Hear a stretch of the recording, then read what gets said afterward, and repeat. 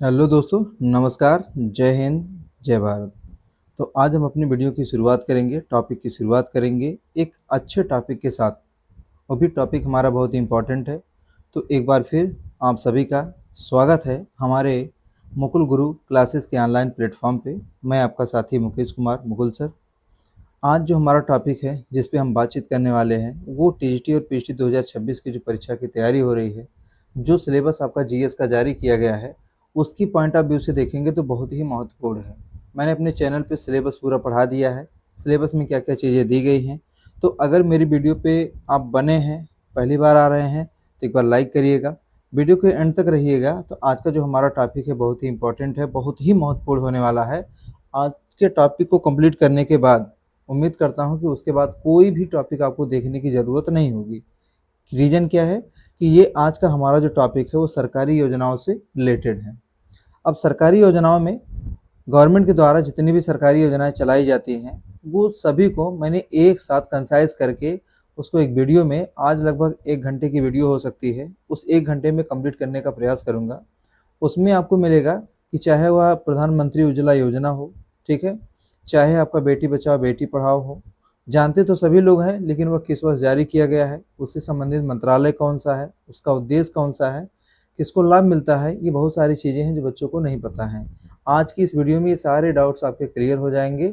और इसमें भी ये, और भी मैं गारंटी दे रहा हूँ कि जितने भी इसमें डेटा मिलेंगे आपको, सब गवर्नमेंट की ऑफिशियल जो ऑफिशियल वेबसाइट है वहाँ से डाउनलोड किए गए हैं, वहाँ से डाउनलोड करके नोट्स बनाए गए हैं, फिर आपके सामने बिल्कुल एकदम रेडी टू यूज के फॉर्मेट में आपको दिया जा रहा है।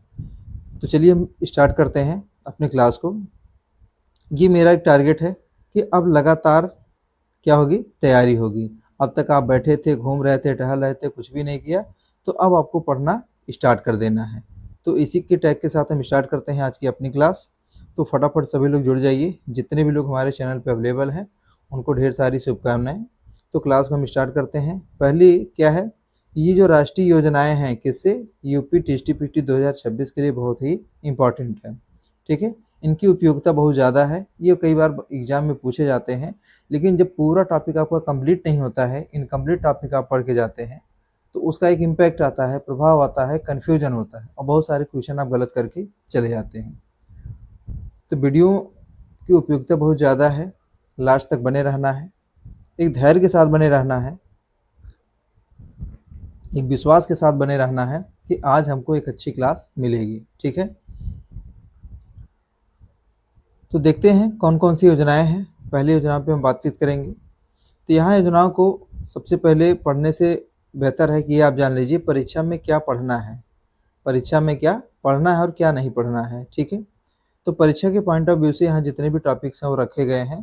तो सबसे पहले हम क्या है, ये देख लें कि जो राष्ट्रीय योजनाएं होती हैं उससे रिलेटेड जो प्रश्न पूछे जाते हैं समानता है, उनके 6 डायमेंशन बनते हैं। कितने डायमेंशंस बनते हैं, 6 डायमेंशन बनते हैं, ठीक है। उन डायमेंशंस पे ही ज़्यादातर पूछे जाते हैं। जैसे पहला क्या दिया गया है,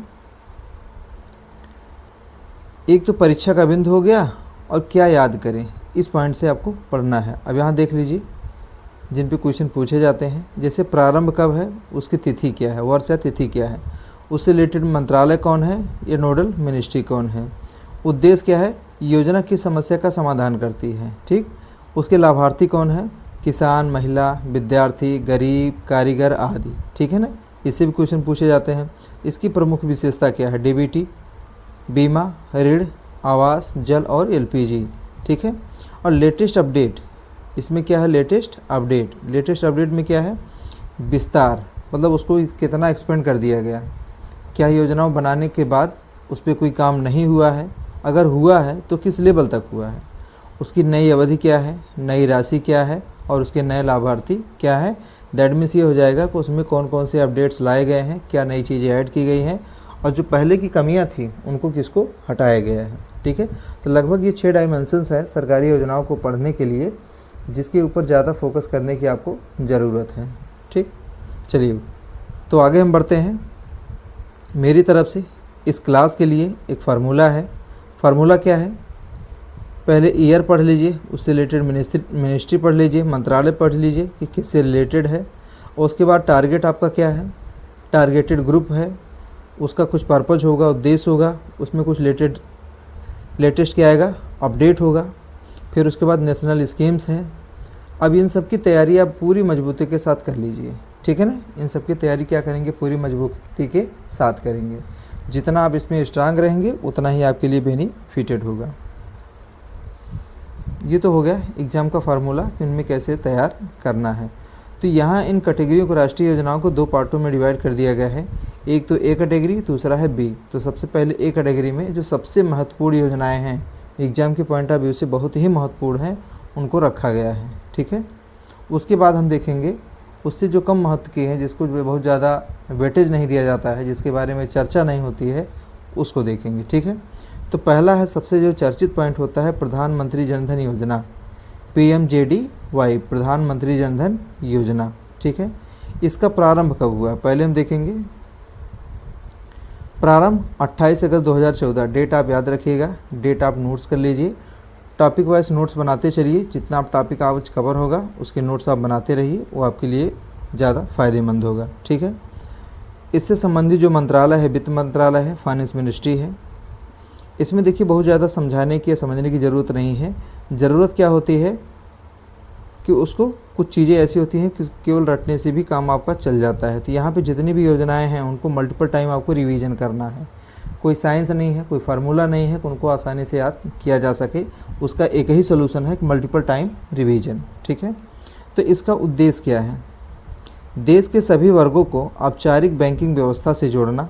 औपचारिक बैंकिंग व्यवस्था का मतलब क्या है कि अभी भी बहुत सारे लोग ऐसे हैं, जैसे देश की जनसंख्या 140 करोड़ के लगभग है, उसके बाद भी बहुत सारे लोग ऐसे भी हैं जिनका खाता अभी तक नहीं है या उनको बैंकिंग व्यवस्था से नहीं जुड़े हैं, ठीक है। तो जो फाइनेंशियल इंक्लूजन है उसको क्या करना है, बढ़ावा देना है प्रधानमंत्री जनधन योजना के अंतर्गत। अब इसके लाभार्थी कौन है, किनको ये लाभ मिलता है, प्रॉफिट मिलता है। जब लाभार्थी की आप बात करेंगे तो उसमें आप देखेंगे कि किन व्यक्तियों को इसका लाभ मिलता है। तो बैंकिंग सुविधा से वंचित, जिनको बैंकिंग सुविधाएं नहीं मिल रही उनको लाभ मिलेगा। कम सुविधा प्राप्त परिवार एवं व्यक्ति, जिन परिवारों को सुविधाएं कम मिल रही हैं या कोई व्यक्ति है, उनको इसका लाभ मिलता है। अब हम देख लेते हैं जो हमारा PMJDY है, प्रधानमंत्री जनधन योजना है, इसकी प्रमुख विशेषताएं क्या हैं। प्रमुख विशेषताएं, तो मैं कह रहा हूँ क्लास लंबी होगी तो पानी लेके बैठिए, पानी पीते रहिए, पढ़ते रहिए, ठीक है।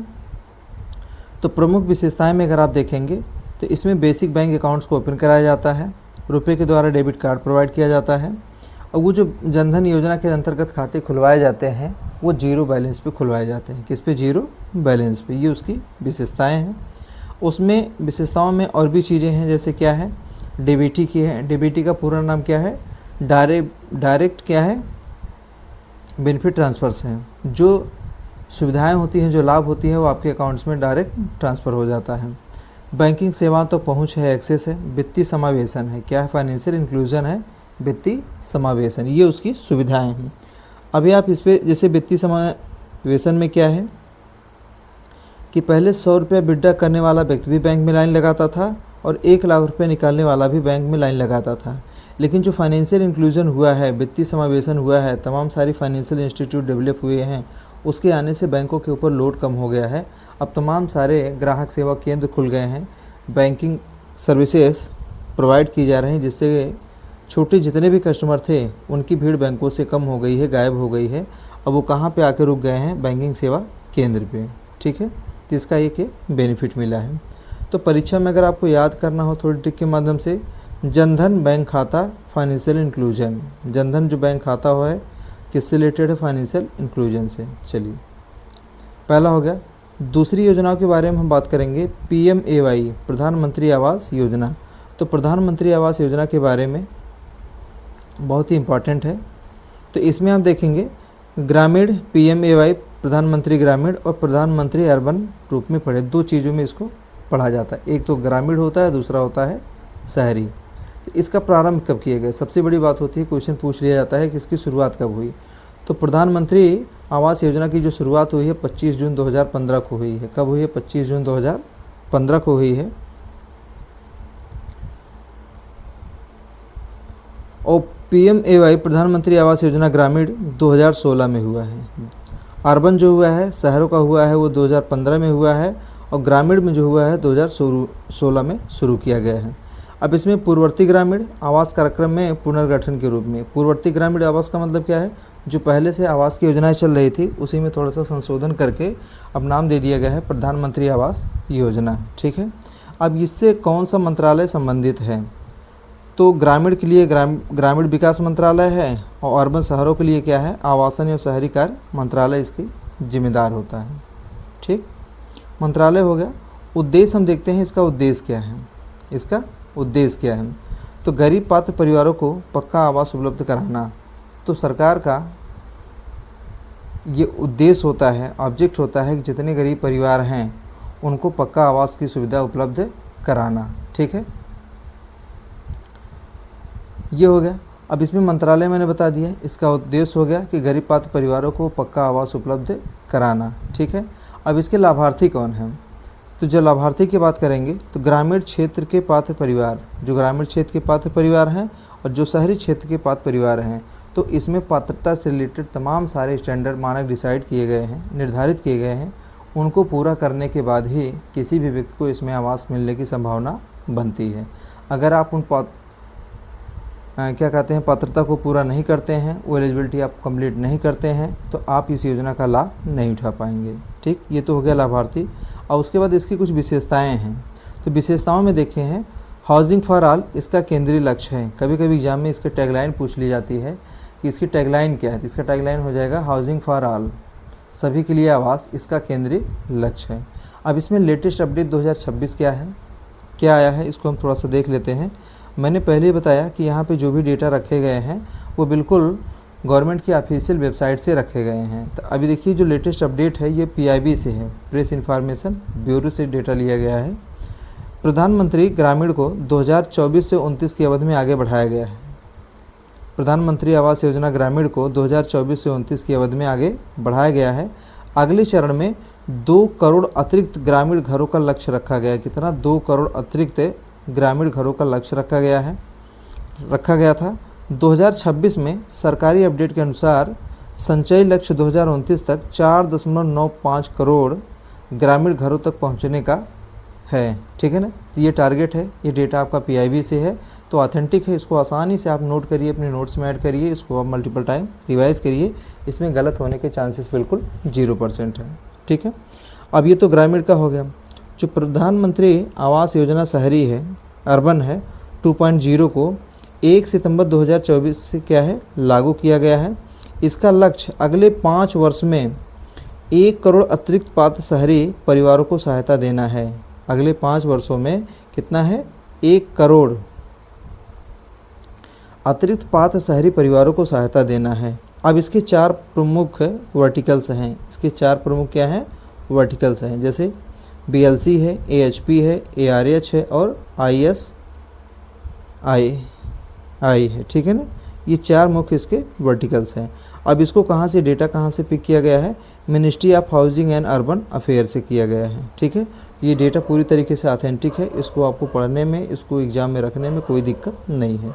चलिए, ये तो हो गया आपका। अब आ जाइए बेटी बचाओ बेटी पढ़ाओ पे। किस पे हम पहुँचेंगे, बेटी बचाओ बेटी पढ़ाओ योजना। बेटी बचाओ बेटी पढ़ाओ BBBP ये प्रारंभ किया गया है 22 जनवरी 2015 को। 22 जनवरी 2015 को इसकी शुरुआत होती है। 22 जनवरी 2015 को इसकी शुरुआत होती है। दोस्तों, इससे संबंधित जो मंत्रालय है यह है बहुमंत्रालय पहल है। बहुमंत्रालय पहल का मतलब इसमें कोई एक मंत्रालय नहीं है, बहुत सारे मंत्रालयों को मिला के इसको शुरू किया गया है। ज़्यादातर इसमें देखिए कौन कौन से मंत्रालय हैं आपके, महिला एवं बाल विकास मंत्रालय सम्मिलित है, स्वास्थ्य एवं परिवार कल्याण मंत्रालय सम्मिलित है और शिक्षा मंत्रालय है। ये 3 मंत्रालयों के द्वारा बेटी बचाओ बेटी पढ़ाओ अभियान को लॉन्च किया गया है। इसकी डेट कब है मैंने आपको बता दिया, 22 जनवरी 2015 को लॉन्च किया गया है। ये डेटा आपका कहाँ से है, PIB से है, प्रेस इन्फॉर्मेशन ब्यूरो से है। अब हम देख लेते हैं उसके उद्देश्य पे बात कर लेते हैं। दोस्तों, जब भी ज़्यादातर क्वेश्चन में कभी कभी जो क्या कहते हैं स्टेटमेंट बेस्ड क्वेश्चन आता है, या मैच द फॉलोइंग क्वेश्चन आता है तो उसमें सभी टॉपिक्स क्लियर होना बहुत ज़रूरी होता है। तो उद्देश्य में जब हम पढ़ेंगे किस में आएंगे, उद्देश्य में बालिका के प्रति सकारात्मक सामाजिक दृष्टिकोण, इन जितनी भी बच्चियाँ हैं, बालिकाएँ हैं, उनके प्रति पॉजिटिव सोशल अप्रोच रखना, सकारात्मक सामाजिक दृष्टिकोण को अपनाना है। चाइल्ड जो सेक्स रेशियो है CSR, क्या है CSR, चाइल्ड सेक्स रेशियो से संबंधित समस्याओं पर कार्य किया जाएगा। दैट मीन्स क्या है, मेल एंड फीमेल दोनों इक्वल होने चाहिए, बैलेंस में होना चाहिए। फिर भी अभी भी देखा जाए भारत में जो सेक्स रेशियो है, जो लिंगानुपात है, उसमें बहुत सारी विभिन्नताएं हैं। पुरुषों की संख्या ज़्यादा है, महिलाओं की संख्या कम है। ठीक है, इसमें यह भी किया जाता है जो बालिका की शिक्षा है एवं सशक्तिकरण पे जोर उसको दिया जाता है ताकि बच्चियाँ आगे पढ़ें और आगे बढ़ें। क्योंकि कहा जाता है किसी भी समाज का विकास आपको देखना है, किसी भी कंट्री का डेवलपमेंट देखना है, तो पहले सबसे पहले वहाँ की महिलाओं की स्थिति को देख लिया जाए, तो उससे क्लियर हो जाएगा कि इस कंट्री का डेवलपमेंट है या नहीं है। ठीक है, अब इसके लाभार्थी कौन है, किनको लाभ मिलता है, तो इनमें ज़्यादातर जो लाभ मिलता है बालिकाओं को मिलता है, महिलाएं होती हैं, तथा व्यापक रूप से समाज को लाभ मिलता है। अब भाई समाज से रिलेटेड ही महिलाएं होती हैं, समाज से रिलेटेड ही आपकी बालिकाएं होती हैं, तो व्यापक रूप से देखा जाए तो सभी को लाभ इसका मिलता है। ठीक, ये तो हो गया कुछ पॉइंट्स आपके लाभार्थी से रिलेटेड। अब इसकी कुछ विशेषताएं हैं, क्या हैं इसकी कुछ विशेषताएं हैं, तो विशेषताओं में आप देखेंगे कौन कौन से पॉइंट्स यहाँ पे रखे गए हैं। चलिए देखते हैं। यह केवल आर्थिक सहायता योजना नहीं है, यह केवल आर्थिक सहायता योजना नहीं है, इसका प्रमुख जोर बिहेवियरल एंड सोशल चेंज पर है। मतलब ये कोई ज़रूरी नहीं है कि बेटी बचाओ बेटी पढ़ाओ के अंतर्गत आपको केवल सुविधाएं मिल जाए, केवल आर्थिक सहायता आपको मिल जाए। इसका जो मेन पर्पज़ है, मेन जो उद्देश्य है, बिहेवियरल एंड सोशल चेंज है, व्यवहारिक एवं सामाजिक रूप से चेंज पर है। ठीक है, जब तक लोगों के व्यवहार में परिवर्तन नहीं आएगा, समाज में परिवर्तन नहीं आएगा, तब तक किसी भी योजना का कोई भी ऑब्जेक्ट पूरा नहीं होता है। ठीक है, ये तो हो गया इसका उद्देश्य। अब इसमें हम देखते हैं इसके लेटेस्ट अपडेट क्या है। क्या है लेटेस्ट अपडेट, तो लेटेस्ट अपडेट में जो भी इंफॉर्मेशन रखी गई है वह PIB से रखी गई है, प्रेस इंफॉर्मेशन ब्यूरो से। ठीक है, तो लेटेस्ट अपडेट हम पढ़ लेते हैं कि बेटी बचाओ बेटी पढ़ाओ अब मिशन शक्ति के संबल वर्टिकल का हिस्सा है। किसका हिस्सा बन गया है, मिशन शक्ति के संबल का वर्टिकल हिस्सा है और देश के सभी जिलों में तक विस्तारित किया गया है। देश के जितने भी ज़िले हैं सभी तक इसको क्या किया गया है, विस्तारित किया गया है। 2024-25 में राष्ट्रीय स्तर पर सेक्स रेशियो एट बर्थ 929, कितना है 929, मोस्ट इंपॉर्टेंट, इसको नोट करिएगा। तथा माध्यमिक स्तर पर लड़कियों का GER 80.2% है, 80.2% रिपोर्ट किया गया है। ठीक है, 80.2% रिपोर्ट किया गया है। तो ये तो हो गया बेटी बचाओ बेटी पढ़ाओ से लेटेस्ट अपडेट। ठीक है, तो आगे अभी बहुत सारी योजनाएं हैं, बहुत सारे पॉइंट्स हैं जिसको आपको पढ़ना है। अब ये बार बार एक वर्ड आ रहा है ना GER, इसका मतलब होता है gross enrolment ratio, gross enrolment ratio, इसको नोट डाउन कर लीजिए आप। चलिए आगे बढ़ते हैं, लेटेस्ट अपडेट कंप्लीट हो गया है। अब उसके बाद हम बात करेंगे प्रधानमंत्री उज्ज्वला योजना। तो प्रधानमंत्री उज्ज्वला योजना सरकार की एक महत्वाकांक्षी योजना है जिसके अंतर्गत ये लक्ष्य रखा गया था कि जितनी भी महिलाएं हैं उनको सम्मान मिले, जो चूल्हे पर बना रही हैं, धुएं का शिकार हो रही हैं, उनको समस्याएं हो रही हैं, उनको एक स्वच्छ एवं साफ़ सुथरा एक साधन प्रोवाइड किया जाए जिससे उनकी भी लाइफ अच्छी बन सके। तो प्रधानमंत्री उज्ज्वला योजना का जो शुरुआत की गई है इसको हम पहले देखेंगे। इसका प्रारंभ किया गया है 1 मई 2016 को। कब किया गया है, 1 मई 2016 को। ये इसको प्रधानमंत्री जो उज्ज्वला योजना है कौन डील करता है, पेट्रोलियम एवं प्राकृतिक गैस मंत्रालय के द्वारा इसको डील किया जाता है, उसके अधीन ये काम करता है। इसके कुछ उद्देश्य हैं, उद्देश्य क्या है, चलिए बहुत ज़रूरी होता है कि उद्देश्य का जानना। ठीक है, तो बार बार एग्जाम में पूछा जाता है कि इसके उद्देश्य क्या हैं। तो उद्देश्य में जो गरीब परिवारों विशेषकर महिलाओं को स्वच्छ खाना पकाने का ईंधन, स्वच्छ खाना पकाने का ईंधन का मतलब क्या है LPG, उपलब्ध कराना है। तो एलपीजी का जो पूरा नाम होता है क्या है, लिक्विड पेट्रोलियम गैस है। ठीक है, अब इसके लाभार्थी कौन हैं? पात्र गरीब परिवारों की वयस्क महिलाएं। इसमें पुरुषों को सम्मान नहीं मिला है, केवल महिलाओं को मिला है। कोई भी उज्ज्वला योजना के तहत आप कनेक्शन देख लीजिए, किसको मिलता है, महिलाओं को ही दिया जाता है। ठीक है, तो अगर बहुत सारे ऐसी योजनाएं हैं जिसमें आप देखेंगे पुरुषों को उपेक्षित किया गया है, उनको इग्नोर किया गया है, लेकिन हमको यहाँ क्या करना है, गवर्नमेंट की जो योजनाएं हैं उनको पढ़ना है, एग्ज़ाम में उसको आउटपुट लेना है। हमको ये नहीं देखना है कि क्या काम हो रहा है क्या नहीं हो रहा है, क्योंकि हम कंप्यूटर्स हैं, पढ़ने वाले हैं, हमको एग्ज़ाम में प्रॉफिट मिलना चाहिए। जब इसके क्रिटिकल पॉइंट ऑफ व्यू से आएंगे तो पॉलिटिकल हो जाएगा, तो यहाँ पॉलिटिकल हमको नहीं होना है, हम लोग क्या करना है, एजुकेशन फील्ड में आगे बढ़ना है। चलिए, तो लाभार्थी हो गए। अब इसकी प्रमुख विशेषताओं पे हम चर्चा कर लेते हैं कि इस पे प्रमुख विशेषताएं कौन कौन सी हैं। एक तो इसमें एलपीजी कनेक्शन प्रोवाइड किया जाता है, क्लीन कुकिंग फ्यूल प्रोवाइड किया जाता है। अब बेशक गैस का दाम 400-500 रुपये से बढ़कर सीधा 1000 के पार कर गया है, वो मैटर नहीं करता है, लेकिन महिलाओं को सम्मान दिया गया है कि आपको स्वच्छ ईंधन की सुविधाएँ प्रोवाइड की जा रही हैं। अब स्वच्छ ईंधन की सुविधाएं प्रोवाइड की जा रही हैं तो उसका जो बर्डन है किसके ऊपर आ रहा है, आप समझ ही रहे हैं। चलिए आगे बढ़ते हैं। महिलाओं के स्वास्थ्य और समय की बचत, इससे क्या है, इसका प्रमुख विशेषता क्या है कि इसका यूज करने से महिलाओं की जो स्वास्थ्य है और समय की दोनों बचत हो जाती है। ठीक है ना। और अगली जो विशेषता है उज्ज्वला 2.0 में, किसमें, उज्ज्वला 2.0 में माइग्रेंट हाउसहोल्ड के लिए विशेष प्रावधान है। माइग्रेंट हाउसहोल्ड के लिए क्या है, विशेष प्रावधान। अब जैसे माइग्रेंट हाउसहोल्ड का मतलब क्या है, जैसे कोई मान लीजिए किसी डिस्ट्रिक्ट से है, वो कहीं पे जॉब कर रहा है, नौकरी कर रहा है, तो उसका कनेक्शन वहाँ पे ट्रांसफ़र हो जाता है, उसको भी वहाँ सुविधाएं मिलती हैं। ठीक है, अब इससे रिलेटेड कुछ लेटेस्ट अपडेट हैं। क्या है लेटेस्ट अपडेट, तो लेटेस्ट अपडेट जो रखे गए हैं पीआईबी से हैं, क्योंकि पीआईबी जो है गवर्नमेंट की एक साइट है, उसमें जितने भी आंकड़े रखे जाते हैं वह महत्वपूर्ण होते हैं और ऑथेंटिक होते हैं। तो लेटेस्ट अपडेट में आप देखेंगे कि 2025-26 में सरकार ने 25 लाख अतिरिक्त एलपीजी कनेक्शन स्वीकृत किए हैं। इसमें क्या है, 25 लाख अतिरिक्त एलपीजी कनेक्शन स्वीकृत किए हैं, किसमें, 2026 में। 2026 के सरकारी आंकड़ों में प्रधानमंत्री उज्ज्वला योजना के तहत लगभग 10.41 करोड़ कनेक्शन का उल्लेख है। ठीक है ना। जब सरकारी 2026 के सरकारी जो गवर्नमेंट के डेटा हैं, आंकड़े हैं, उनके तहत जब आप बात करेंगे तो लगभग 10.41 करोड़ कनेक्शन का उल्लेख मिलता है, उसमें सब बताया गया है। ठीक, अब इसके बाद लेटेस्ट अपडेट के बाद क्या है, जब भी इससे क्वेश्चन अगर पूछा जाता है कि एलपीजी उज्ज्वला की जब बात आएगी तो एलपीजी होगा, एलपीजी किसको कनेक्ट कर दीजिए, महिलाओं को सम्मान मिला है। चलिए आगे हम बढ़ते हैं। अगली योजना के तहत प्रधानमंत्री मुद्रा योजना, क्या है, प्रधानमंत्री मुद्रा योजना, PMMY, प्रधानमंत्री मुद्रा योजना। इसकी जो शुरुआत हुई है 8 अप्रैल 2015 को। चलिए देखते हैं आगे। इसकी जो शुरुआत हुई है दोस्तों वो 8 अप्रैल 2015 को हुई है। कब हुई है, 8 अप्रैल 2015 को हुई है। इसको कौन मंत्रालय डील करता है, वित्त मंत्रालय, फाइनेंशियल मिनिस्ट्री डील करता है।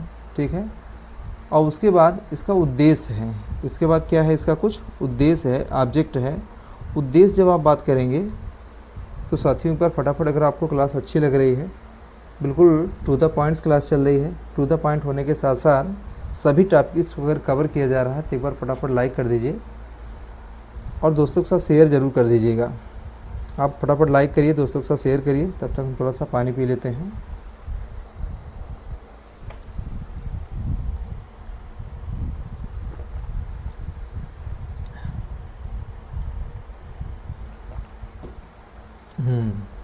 चलिए अब इसमें देखते हैं इसका उद्देश्य तो पूरा क्या है, जो प्रधानमंत्री मुद्रा योजना का इसका उद्देश्य क्या है। शुरुआत तो मैंने देख लिया कि 8 अप्रैल 2015 से हुई है। मंत्रालय कौन है, वित्त मंत्रालय है। इसका उद्देश्य क्या है, जो सूक्ष्म या छोटे गैर कारपोरेट उद्यमियों को संस्थागत क्या है, ऋण उपलब्ध कराना, उनको लोन की सुविधा प्रोवाइड की जाती है, जिससे वो अपने बिजनेस को आगे भी कैरी ऑन कर सकें, उसको डेवलप कर सकें, उसको एक्सपेंड कर सकें। ठीक है, अब देखेंगे लाभार्थी कौन है, किसको इसका लाभ मिलता है। अगर कोई माइक्रो लेवल या स्मॉल एंटरप्रेन्योर पर्सन है, यूँ छोटे व्यवसायों को इसका लाभ मिलता है।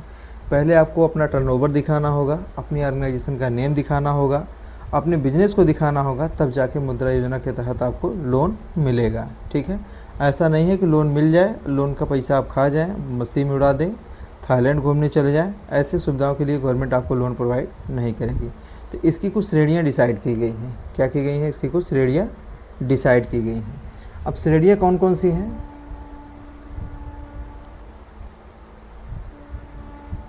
प्रमुख श्रेणियों में एक शिशु, किशोर है और तरुण है। ये 3 श्रेणियों में लोन बांटा जाता है। ठीक है, शिशु का मतलब बहुत छोटा, किशोर थोड़ा सा बड़ा, तरुण का मतलब लास्ट में। तो जैसी आपकी नीड होती है उसी के अकॉर्डिंग आपको लोन प्रोवाइड किया जाता है। ठीक है, तो इसमें आप देखेंगे मुद्रा को किसानों की आय सहायता योजना न समझे, यानी जो मुद्रा योजना है किसानों के लिए उपलब्ध नहीं है या उनकी सहायता की योजना नहीं है। किसान आय सहायता के लिए पीएम किसान, प्रधानमंत्री किसान सम्मान निधि योजना होती है। ठीक है, तो इसको किसानों के साथ जोड़ना गलत है, पूरी तरीके से गलत है। अब आ जाइए पीएमजे प्रधानमंत्री आयुष्मान योजना। अब इसकी जो शुरुआत हुई है, आयुष्मान भारत, इसकी जो शुरुआत हुई है 23 सितंबर 2018 को। तो साथियों, इसमें सबसे बहुत ज़रूरी होता है कि इसमें जो डेट है वो डेट की बहुत इंपॉर्टेंस है। ठीक है ना, तो यहाँ पे जो एग्ज़ाम के पॉइंट ऑफ व्यू से इम्पॉर्टेंट है, केवल उसी टॉपिक पे चर्चा की जा रही है। अब बहुत सारे क्वेश्चन आपको ऐसे मिलेंगे, बहुत सारे पॉइंट्स ऐसे मिलेंगे जो थोड़ा एनालिटिकल नेचर्स के होंगे। कुछ तो क्वेश्चन ऐसे भी होंगे, आप उनको कहीं से पढ़ लीजिए, कुछ भी कर लीजिए, वो मिलने वाला नहीं है। वो गवर्नमेंट उसका आंसर वही मानती है जो उसने दिया है। तो आपको बहुत परेशान होने की ज़रूरत नहीं है। ये क्वेश्चन पूछा गया है, ये पहले कभी आया है, किसी किताब में नहीं मिल रहा है, किसी टीचर्स ने नहीं पढ़ाया है। तो इन सब सारी चीज़ों पे आप ध्यान कम दीजिए। अब जैसे मान लीजिए 100 क्वेश्चन है, तो कोई ज़रूरत नहीं है ना कि 100 में 100 ही सही हो जाए, 99 भी तो आप सही कर सकते हैं। तो एक के पीछे मत भागिए, अब 99 के पीछे भागिए। इसको कौन सा डील करता है, मंत्रालय कौन सा है? तो स्टार्टिंग तो आप देख ही लिए हैं, 23 सितंबर 2018 को हुआ है। मंत्रालय कौन है? स्वास्थ्य एवं परिवार कल्याण मंत्रालय इसको डील करता है। इसका उद्देश्य पे हम चर्चा कर लेते हैं कि इसका उद्देश्य क्या है। उद्देश्य में आप देखेंगे कि जो पात्र परिवार हैं, पात्र परिवार का मतलब क्या है कि उसकी कुछ शर्तें हैं, कुछ स्टैंडर्ड डिसाइड किए गए हैं। उन शर्तों को अगर आप पूरा करते हैं तो आप पात्र परिवारों की श्रेणी में आएंगे। गुणवत्तापूर्ण अस्पताल उपचार हेतु स्वास्थ्य सुरक्षा उपलब्ध कराना। ठीक है ना, तो प्रधानमंत्री आयुष्मान योजना के तहत लगभग 5 लाख की सुविधा मिलती है। अगर आप किसी बड़ी बीमारी से ग्रसित हैं और पात्र हैं, आपका नाम उसमें है, तो आसानी से आपको एक अच्छा स्वास्थ्य सुरक्षा उपलब्ध हो जाएगी, अच्छा अस्पताल उपलब्ध हो जाएगा, जिससे आपका उपचार ट्रीटमेंट आसानी से हो जाएगा। इसके लाभार्थी कौन है? पीएमजे के पात्र परिवार। 2024 में इसके अंतर्गत 70 वर्ष से अधिक आयु के सभी वरिष्ठ नागरिकों के लिए विस्तार किया गया। ठीक है, 2024 में इसका विस्तार हुआ है, एक्सपेंशन हुआ है कि जो 70 वर्ष से अधिक के नागरिक हैं उन सब का इलाज के गवर्नमेंट के द्वारा फ्री में किया जाएगा। तो इसकी कुछ विशेषताएं हैं। क्या है? विशेषताएं हैं। विशेषताओं में आप देखेंगे कि ₹5 लाख प्रति परिवार प्रति वर्ष तक का स्वास्थ्य कवर है। 5 लाख प्रति परिवार प्रति वर्ष का स्वास्थ्य कवर है, ये इसकी प्रमुख विशेषता है। किसका? PMJAY का। अब इसमें कुछ लेटेस्ट अपडेट डाले गए हैं गवर्नमेंट के द्वारा। क्या है? 2026 के सरकारी अपडेट के अनुसार 30 जून 2026 तक, कहाँ 30 जून 2026 तक इस योजना के तहत 29.05 लाख, कितना ये आंकड़े बिल्कुल याद रखिए, पूछ लिए जाते हैं, 29.05 lakh inter state portability hospital क्या है एडमिशन अधिकृत किए गए हैं। तो अगर देखा जाए इंटर स्टेट, जैसे इंटर स्टेट का मतलब उत्तर प्रदेश से कोई बिहार गया है, बिहार से वहाँ गया है, तो ऐसे परिवारों की कुल संख्या कितनी है? 29.05 लाख है, जिनकी राशि 8,383.97 करोड़ से अधिक थी। अभी तक गवर्नमेंट ने इतने 29.5 लाख 0.05 लाख लोगों पे 8,383.97 करोड़ रुपए से अधिक खर्च कर चुके हैं। अब योजना की जो पोर्टेबिलिटी के कारण पात्र अभ्यर्थी देश के किसी भी कोने में है, कहीं भी है, तो इसका लाभ उनको आसानी से मिल जाता है, ठीक है ना। इम्पैनल्ड हॉस्पिटल में जो भी, जैसे कहीं पे लिखा है कि आयुष्मान कार्ड यहाँ एक्सेप्टेड किया जाता है, तो आप कहीं के भी हो, किसी स्टेट के हो, आपका ट्रीटमेंट वहाँ हो जाएगा। और भी ट्रीटमेंट जैसा आपका कैसा होता है, कैशलेस होता है, उसमें आपको पैसा देने की ज़रूरत नहीं है, पूरा का पूरा पैसा सरकार वहन करती है। ये जो आंकड़े दिए गए हैं किसके अकॉर्डिंग है, पीआईबी के अकॉर्डिंग है, प्रेस इन्फॉर्मेशन ब्यूरो के अकॉर्डिंग है। यहाँ पे ट्रीटमेंट कैसा होता है, कैशलेस होता है, कोई भी कैश के नीड नहीं है, ठीक है। और जो 70+ वरिष्ठ नागरिक हैं जिनकी उम्र 17 वर्ष से ज़्यादा हो गई है, आयुष्मान भारत वय वंदना क्या है, आयुष्मान भारत वय वंदना विस्तार भी अत्यंत महत्वपूर्ण है। अब इसको आप ध्यान में रखिएगा कि जो 70 वर्ष से अधिक हैं उनके लिए क्या सुविधा है, तो सीधा बताइएगा दोस्तों कि भारत वय वंदना कार्यक्रम के अंतर्गत जिनकी उम्र 17 वर्ष से ज़्यादा है उनको सुविधाएं प्रोवाइड होती हैं। ये आपकी इन्फॉर्मेशन है पीआईबी से। चलिए, आवाजाही किसान सम्मान निधि, प्रधानमंत्री किसान सम्मान निधि पीएम किसान, ये सरकार की बहुत ही चर्चित योजना है। इसमें बहुत सारे किसानों को लाभ भी मिलता है, चाहे आपके पास खेत 10 बीघा हो, चाहे आपके पास खेत 20 बिस्वा हो, उससे मतलब नहीं है। अगर आप लैंड ओनर हैं तो आपको इस सुविधा का लाभ मिलेगा। इसलिए कहा जाता है कि गवर्नमेंट का उद्देश्य होता है सबका साथ सबका विकास। इसकी शुरुआत कब हुई है, प्रारंभ देख लेते हैं, 2019 में। कब हुई है, 2019 में। कौन सा मंत्रालय है, कृषि एवं किसान कल्याण मंत्रालय, कृषि एवं किसान कल्याण मंत्रालय। अब देखते हैं इसका उद्देश्य क्या है। उद्देश्य बहुत ज़रूरी है, बिना उद्देश्य की कोई काम ही नहीं हो सकता है, चाहे सरकार कर रही हो चाहे आप खुद कर रहे हो। जैसे अभी तक हमारी आप वीडियो देख रहे हैं, वीडियो के साथ चल रहे हैं, लास्ट तक अगर आप वीडियो देखते हैं तो आपका भी एक ऑब्जेक्ट है, उद्देश्य है कि इस वीडियो को देखने के बाद जितनी सरकारी योजनाएं हैं वो टॉपिक्स हमारा कंप्लीट हो जाएगा बिल्कुल आसानी से। तो उद्देश्य में देखिए, पात्र किसान परिवारों को आय सहायता प्रदान करना, कि जितने भी पात्र किसान परिवार हैं उनको थोड़ी सी आय की, इनकम की सहायता प्रोवाइड करना, ठीक है। अब इसमें देखते हैं लाभार्थी कौन है लाभार्थी। पात्र है जैसे लैंड होल्डिंग फार्मर फैमिलीज़, जिनके पास ज़मीन है, जिनके नाम ज़मीन है, उनको ही इसका लाभ मिलता है। निर्धारित एक्सक्लूशन क्राइटेरिया के अधीन, कुछ इसका क्राइटेरिया निर्धारित किया गया है, उसको अगर आप पूरा करते हैं तो इस सुविधा का आप आसानी से लाभ उठा पाएंगे, ठीक है। अब देखते हैं इसकी कुछ प्रमुख विशेषता हैं। क्या है प्रमुख विशेषताएं, तो प्रमुख विशेषताओं में अगर आप देखेंगे, डीबीटी के माध्यम से सहायता, इसमें जो भी अमाउंट्स गवर्नमेंट के द्वारा प्रोवाइड किया जाता है वो सीधे आपके खाते में जाता है। ऐसा नहीं है कि बीच में किसी को पैसा देने की ज़रूरत है या कुछ और करने की ज़रूरत है। इसमें जो भी पैसा दिया जाएगा डायरेक्टली आपके खाते में ट्रांसफ़र कर दिया जाता है।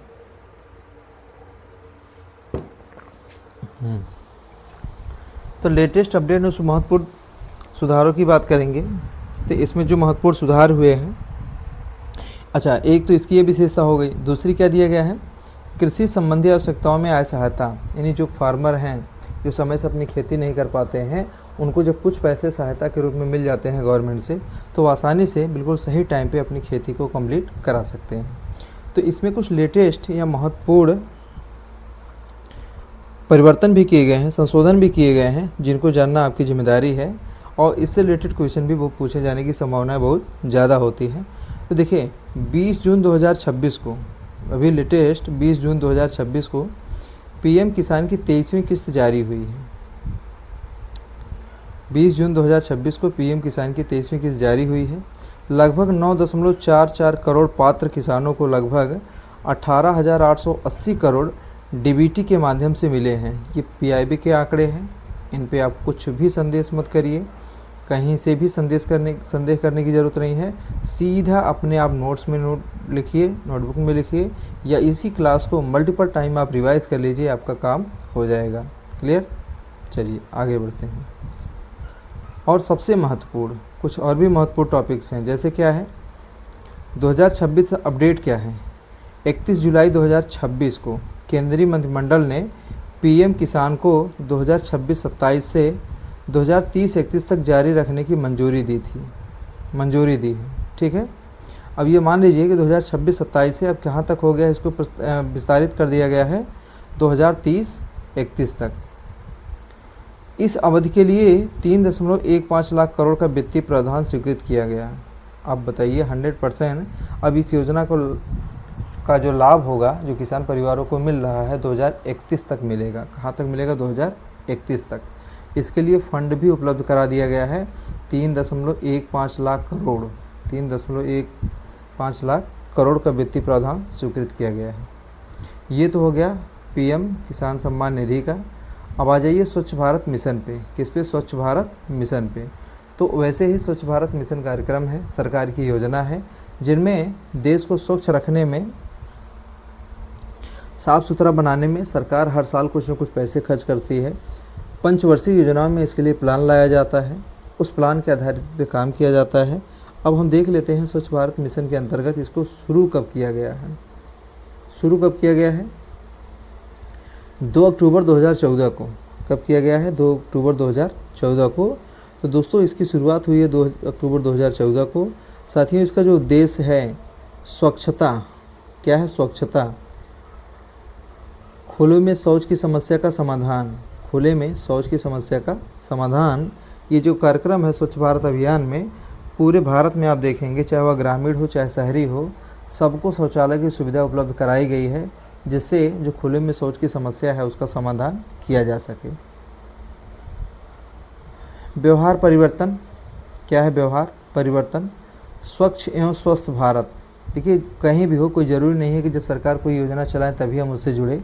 ये हमारी आपकी रिस्पॉन्सिबिलिटी बनती है कि जहाँ हम जिस प्लेस पे रह रहे हैं बच्चों, उसको साफ़ सुथरा रखना, स्वच्छ रखना, ये हमारी आपकी जिम्मेदारी होती है। जितना हम अपने घर को, अपने एरिया, अपने क्षेत्र को, यहाँ तक अपने शरीर को, अपने मन को जितना हम स्वच्छ रखेंगे, साफ़ रखेंगे, उतना ही डेवलपमेंट हमारा फास्ट होगा। तो इसके लिए गवर्नमेंट कोई ज़रूरी नहीं है, गवर्नमेंट जब आपको कहे कि स्वच्छ भारत अभियान के साथ जुड़िए तभी आप साफ़ सफाई करेंगे, ऐसा कुछ भी नहीं है। तो चलिए देखते हैं लाभार्थी इसके कौन हैं। संपूर्ण जनसंख्या, इसके लाभार्थी कौन है? संपूर्ण जनसंख्या। इसमें कुछ ट्रिक है, जैसे ट्रिक में क्या है? 2 अक्टूबर गांधी जयंती, स्वच्छ भारत। तो स्वच्छ भारत अभियान का जो लोगो है, गांधी जी का चश्मा है, उसमें रखा गया है। ये 2 अक्टूबर के दिन ही इसको सेलिब्रेट किया जाता है, स्वच्छ भारत अभियान को। अब देखिए स्वच्छ भारत को केवल टॉयलेट कंस्ट्रक्शन तक सीमित करके न पढ़ें। अगर एग्ज़ाम में और भी अच्छा करना है तो केवल ये मत देखिए कि स्वच्छ भारत अभियान के तहत गवर्नमेंट ने क्या किया है, बहुत सारे टॉयलेट का कंस्ट्रक्शन करा दिया है, ऐसा कुछ भी नहीं है। इनमें आप देखेंगे सैनिटेशन भी शामिल है, प्लस बिहेवियर चेंज भी है, प्लस वेस्ट मैनेजमेंट भी है। को व्यापक दृष्टिकोण से इसमें सम्मिलित किया गया है। अभी आप देखेंगे वेस्ट मैनेजमेंट सिस्टम में गांव-गांव आप देखेंगे सूखा कचरा और गीला कचरा की 2-2 पेटियाँ रखी गई हैं, उसके लिए बॉक्स बनाए गए हैं। जो आपका सॉलिड वेस्ट मैनेजमेंट सिस्टम बनाया गया है, गवर्नमेंट इस पर बहुत सारा पैसा खर्च कर रही है। वो अलग बात है कि इसमें अधिकारी पैसा खा जाएँ, वो मैटर अलग है, लेकिन गवर्नमेंट इस पर पैसा बहुत ज़्यादा खर्च करती है। चलिए अगला point, digital India. Digital India ये बहुत ही इम्पॉर्टेंट पॉइंट्स हैं, बहुत ही इम्पॉर्टेंट टॉपिक भी है, बहुत ही चर्चित है। हर व्यक्ति जान रहा है कि जब से हुआ है हर हर मोदी घर घर मोदी, तब से डिजिटल इंडिया पे बहुत ज़्यादा फोकस किया गया है कि पूरे इंडिया को हम क्या करेंगे, डिजिटल में कन्वर्ट कर देंगे। कितना हो पा रहा है, कितना नहीं हो पा रहा है, अभी जब इसके हम आंकड़े पे आएंगे तब हमको आपको सच्चाई मिलेगी। तो पहले हम देखते हैं इसकी शुरुआत कब हुई है। दोस्तों इसकी शुरुआत कब हुई है? इसकी शुरुआत की जब आप बात करेंगे तो इसकी जो शुरुआत हुई है 1 जुलाई 2015 से हुई है। कब से हुई है? 1 जुलाई 2015। 1 जुलाई 2015 को इसकी शुरुआत हुई है। अब उसके बाद हम देखेंगे इसका संबंधित मंत्रालय कौन है, क्या है संबंधित मंत्रालय कौन है, कौन मंत्रालय इसको डील करता है, किसके तहत ये काम करता है और कैसे इसमें सुविधाएं प्रोवाइड की जाती हैं। ठीक है, तो जो संबंधित मंत्रालय है कौन सा है? इलेक्ट्रॉनिक्स एवं सूचना प्रौद्योगिकी मंत्रालय। ये बिल्कुल शॉर्ट में इसको लिख लीजिए, MEITY। ये क्या है, इलेक्ट्रॉनिक्स एवं सूचना प्रौद्योगिकी मंत्रालय। इसका कुछ ऑब्जेक्ट है, क्या है, ऑब्जेक्ट है, उद्देश्य। कोई भी काम होता है बिना उद्देश्य के नहीं होता है। एक बार पानी पी लीजिए फटाफट।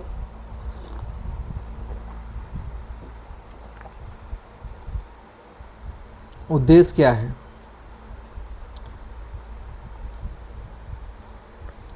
भारत को डिजिटली एम्पावर्ड सोसाइटी और नॉलेज इकोनॉमी की दिशा में आगे बढ़ाना।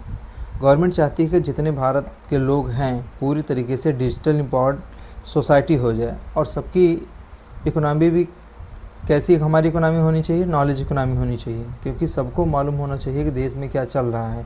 जब तक डिजिटल इंडिया कार्यक्रम से नहीं जुड़ेंगे, डिजिटल प्लेटफॉर्म पे नहीं आएंगे, टेक्नोलॉजी का यूज नहीं करेंगे, तब तक बहुत सारी जानकारी की हमसे छूट जाएगी। ठीक है, अब इसके तहत कुछ क्षेत्र रखे गए हैं, डिसाइड किए गए हैं कि इनको इसको डेवलप करना है। प्रमुख क्षेत्र कौन कौन से डिसाइड किए गए हैं, तो आप फटाफट देख लीजिए। इसके जो प्रमुख क्षेत्र हैं, एक तो डिजिटल इंफ्रास्ट्रक्चर को बढ़ावा देना, डिजिटल गवर्नेंस करना, डिजिटल सर्विसेज प्रोवाइड और डिजिटल लिटरेसी। डिजिटल लिटरेसी का ही एक इम्पैक्ट है कि अगर आप हमारी क्लास देख रहे हैं, पढ़ रहे हैं, तो डिजिटल लिटरेसी का ही इम्पैक्ट है। तो जितना देश डिजिटल होता जाएगा उतनी ही इकोनॉमी आपकी डेवलप होती जाएगी। तो अब ज़रूरत है कि हमको डिजिटल इंफ्रास्ट्रक्चर को, चाहे गवर्नेंस को या सर्विस को या लिटरेसी को आगे बढ़ाने की। ठीक, चलिए इसके बाद हम बात करेंगे स्किल इंडिया। क्या करेंगे, स्किल इंडिया। PMKVY प्रधानमंत्री कौशल विकास योजना, स्किल इंडिया मिशन। इसकी शुरुआत हुई है 15 जुलाई 2015 को, 15 जुलाई 2015 को। फिर उसके बाद हम उद्देश्य देखेंगे, इसका उद्देश्य क्या है, क्यों इसको शुरुआत किया गया है, क्या ज़रूरत थी गवर्नमेंट को ऐसी योजना लाने की। तो युवाओं में क्या है, रोजगार परक कौशल विकसित करना। युवाओं में अगर इस पर थोड़ा सा डेटा पे आप बात करेंगे तो इस टाइम पे देखेंगे भारत की सबसे बड़ी जो पावर है वो है यूथ। अगर गवर्नमेंट अपने यूथ को अच्छे तरीके से यूटिलाइज़ कर ले तो हम किसी भी देश को पीछे छोड़ सकते हैं। बट होता क्या है कि गवर्नमेंट की कुछ योजनाएं होती हैं, गवर्नमेंट के कुछ प्लान्स होते हैं, कभी कभी स्टूडेंट्स के अगेंस्ट में हो जाते हैं। उसका ही एक इम्पैक्ट आया है जंतर मंतर पे एक प्रदर्शन। ठीक है,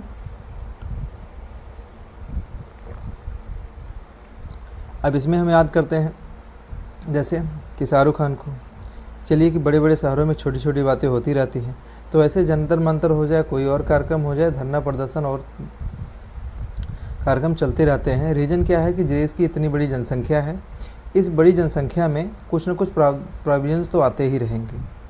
ठीक है, तो लेकिन गवर्नमेंट का एक योजना होती है, गवर्नमेंट का एक लक्ष्य होता है कि देश आगे बढ़े, जितने भी युवा हैं सब स्किल्ड हों, ताकि अगर देश से बाहर भी कहीं काम करने के लिए जा रहे हैं तो उनको किसी प्रकार की समस्याओं का सामना न करना पड़े। साथियों, लगभग हम काफ़ी पॉइंट्स को कंप्लीट कर चुके हैं, लगभग 10वें पॉइंट्स पे हम डिस्कस कर रहे हैं। अभी ऐसे बहुत सारे पॉइंट्स हैं, थोड़ा सा हम सोचते हैं कि अपनी स्पीड को बढ़ाया जाए, जल्दी जल्दी किया जाए, ताकि ये टॉपिक आसानी से कम समय में कंप्लीट हो जाए। तो इसका लाभार्थी कौन है, लाभार्थी में देखेंगे मुख्यतः युवा एवं कौशल प्रशिक्षण चाहने वाले उम्मीदवार। देखिए, इसमें ज़बरदस्ती किसी को नहीं लाया जा सकता है। जो लोग कौशल प्रशिक्षण चाह रहे हैं, स्किल ट्रेनिंग लेना चाह रहे हैं, वो उम्मीदवार इसके पात्र हैं और इसके तहत उनको लाभ मिलेगा। अब इसमें प्रमुख बिंदु कुछ दिए गए हैं, मेन कुछ पॉइंट्स दिए गए हैं। कौन कौन से हैं, स्किल ट्रेनिंग क्या है, skill training, industry oriented skills, employability, recognition of prior learning, ये इसके पॉइंट्स हैं जिस पे इस पर फोकस किया जाता है स्किल इंडिया के तहत। अब एग्जाम टाइप में आप देखेंगे क्या है, स्किल इंडिया का मतलब क्या है, व्यापक मिशन। PMKVY का मतलब क्या है, स्किल डेवलपमेंट से जुड़ी प्रमुख योजना, स्किल डेवलपमेंट से जुड़ी प्रमुख योजना। अब जो हमारी योजनाएं हैं वो B कैटेगरी की हैं। B कैटेगरी का मतलब क्या है, अत्यंत महत्वपूर्ण योजनाएं हैं, इन पे आपको ज़्यादा फोकस करने की ज़रूरत है, इन पे आपको ज़्यादा ध्यान देने की आवश्यकताएं हैं। तो इसमें गवर्नमेंट की एक बहुत महत्वाकांक्षी योजना है जल जीवन मिशन। क्या है, जल जीवन मिशन, क्योंकि आप देखते हैं गर्मियों के टाइम में बहुत सारे स्टेट ऐसे हैं जहां पानी की बहुत सारी समस्याएं हो जाती हैं और लोग पानी बिना परेशान होना स्टार्ट हो जाते हैं। तो गवर्नमेंट का एक योजना है कि हम पूरे भारत में वाटर की सप्लाई करेंगे। ठीक है, पाइपलाइन बिछाई जा रही है, बहुत जगह काम कंप्लीट भी हो गया, बहुत जगह पानी की सप्लाई दी भी जा रही है। तो जल जीवन मिशन के तहत है कि सभी को स्वच्छ पानी की उपलब्धता कराना। चलिए आगे देखते हैं इसकी शुरुआत कब हुई है। इसकी शुरुआत की हम बात करेंगे तो अगस्त 2019 में हुआ है। कब हुआ है? अगस्त 2019 में। किस मंत्रालय के अधीन ये आता है? तो मंत्रालय मेरे प्यारे बच्चों जल शक्ति मंत्रालय के अधीन आता है और जल शक्ति मंत्रालय ही इसको क्या करता है? डील करता है। चलिए इसके कुछ उद्देश्य भी हैं। बिना उद्देश्य के मैंने बताया कि जब तक आपका कोई ऑब्जेक्ट नहीं होगा, उद्देश्य नहीं होगा, तब तक आप जीवन में कुछ नहीं कर पाएंगे। क्लास आप पढ़ रहे हैं, देख रहे हैं, तो आपका ऑब्जेक्ट है कि योजनाओं से रिलेटेड जितने भी क्वेश्चन हैं हमारे करेक्ट हो जाए। जैसे आपका उद्देश्य है वैसे हर योजना का कोई न कोई उद्देश्य है। तो उद्देश्य की जब हम बात करेंगे, किसकी? उद्देश्य की, तो ग्रामीण परिवारों को functional house hold tap connection FHTC, आप इसको नोट डाउन कर लीजिए अपने नोट में। कभी कभी इसका फुल फॉर्म पूछ लिया जाएगा। क्या पूछ लिया जाएगा? Full form. के माध्यम से सुरक्षित पेयजल उपलब्ध कराना, के माध्यम से सुरक्षित पेयजल उपलब्ध कराना। लाभार्थी इसके कौन हैं? ये भी देख लीजिए आप, कौन है लाभार्थी। तो लाभार्थी की आप बात करेंगे तो ग्रामीण परिवार इसमें आएंगे। कौन आएंगे? ग्रामीण परिवार। इसका कीवर्ड क्या है? इस योजना का कीवर्ड क्या है? हर घर जल। जैसे हर हर मोदी घर घर मोदी हो गया, तो ऐसे मोदी जी ने ही इसको लॉन्च किया कि हर घर जल होना चाहिए। अब इसमें कुछ लेटेस्ट अपडेट हैं, जो गवर्नमेंट की डेटा हैं, आंकड़े हैं, जो ये बयां करते हैं कि ये कार्यक्रम कितना सफल है, कितना सफल नहीं है, कितना इस पर पैसा खर्च किया गया है। 10 मार्च 2026 को कैबिनेट ने जल जीवन मिशन 2.0 को दिसंबर 2028 तक बढ़ाने की मंजूरी दी गई है। ठीक है ना? कहाँ तक बढ़ाया गया है? दिसंबर 2028 तक। इसका जो टोटल आउटले है कितना है? 8.69 लाख करोड़ है। इसमें जो सेंट्रल असिस्टेंस है वो 3.59 लाख करोड़ का है। किस पे फोकस किया गया है? इंफ्रास्ट्रक्चर से आगे बढ़कर service delivery, functionality, water quality और सस्टेनेबिलिटी, इस पे फोकस किया गया है गवर्नमेंट के द्वारा। तो ये जितने भी टर्म दिए गए हैं, जितने भी कीवर्ड्स दिए गए हैं, इसको आप ध्यान में रखिए। कभी कभी उस क्वेश्चन इस पे भी पूछा जा सकता है। ठीक है? और भी क्या है इसके में?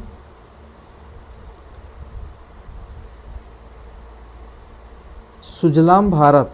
क्या है? सुजलाम भारत के अंतर्गत डिजिटल मैपिंग का प्रावधान है। क्या डिजिटल मैपिंग का प्रावधान है? ये आंकड़े आपके PIB से हैं, प्रेस इंफॉर्मेशन ब्यूरो से हैं। ठीक है? चलिए और भी क्या है कि जुलाई 2026 तक सरकारी रिपोर्ट में 15.89 करोड़ ग्रामीण हाउस होल्ड को फंक्शनल टैप कनेक्शन से जुड़े जाने की सूचना दी गई है। अब आप रिपोर्ट नोट कर लीजिए। जुलाई 2026 के आंकड़े हैं कि 15.89 करोड़ ग्रामीण हाउस होल्ड को, ग्रामीण परिवारों को इससे जोड़ दिया जा गया है। ये ऐसी सूचना गवर्नमेंट को प्रोवाइड की गई है। अब एग्जाम अलर्ट में क्या है? JJM जल जीवन मिशन ग्रामीण पेयजल है। मिनिस्ट्री कौन डील करता है? जल शक्ति। चलिए अगली योजना पे प्रधानमंत्री फसल बीमा योजना। क्या है? प्रधानमंत्री फसल बीमा योजना। पहले हम देखेंगे इसकी शुरुआत कब हुई है। इसकी शुरुआत 2016 में हुई है। कब हुई है? 2016 में हुई है।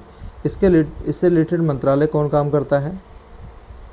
मंत्रालय जब आप देखेंगे कृषि एवं किसान कल्याण मंत्रालय। कौन है? कृषि एवं किसान कल्याण मंत्रालय। अब इसमें आप देखेंगे कि इसके उद्देश्य क्या है। क्या है इसका उद्देश्य?